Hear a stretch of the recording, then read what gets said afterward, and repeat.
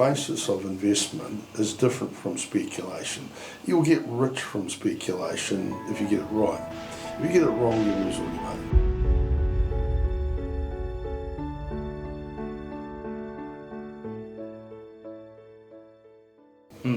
And if you're doing that with money you can afford to lose, like going to the racetrack, that's great. You know, if you've got $100 that you are happy to lose, you can put it on one of the horses to win. And you wouldn't put it necessarily on the favourite, you put it on one of the outsiders and you can make a lot of money. But you could easily lose your $100. Yeah. And if you can walk away from that, that's fine. But if it was $100,000 or several $100,000 or $1 million, would you do that? Of course you wouldn't. No.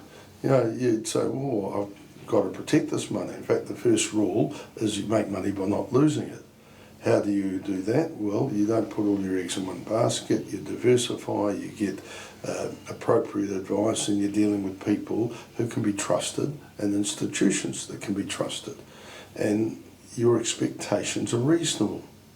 I suppose that was one of the invidious things about the finance companies, is that at that time you could probably get about 7% plus or minus on term deposit in a bank. And banks, in my view, can be trusted in that respect. People said that that wasn't good enough, so they went to the finance companies, the Bridge Courts, the Capital and Merchants, the Hanovers, where they were going to get 9 to 9.5% on their money. So really you're only talking 2 to 2.5% more than the bank.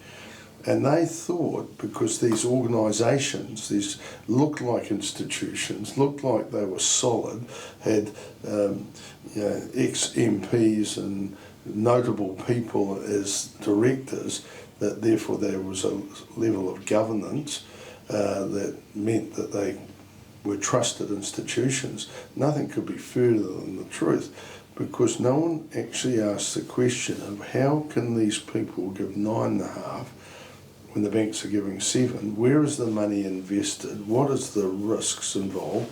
How safe is my money? And when you tried to find that information out, it became very, very difficult. And it wasn't until it all unfolded that it was quite clear that these people were taking money from the public, on lending it at what they call a procreation fee, maybe 3%, that was never paid but added to the loan, to developers to develop residential or commercial property, generally commercial property, and that the interest that was being paid by the developers was in the range of 18% plus or minus. And of course no interest was ever being paid, because it was being compounded into the loan to be repaid when the development succeeded, was sold, which didn't seem to happen within the appropriate time frame. So mums and dads were giving money to an organisation that was speculating with their money, taking horrendous interest rates. I mean, 18% plus the procreation fee is hardly cheap lending, when those people could have borrowed it from the bank for 10%, if you like, if they met the bank's criteria, which clearly they didn't. No. Because they were developers.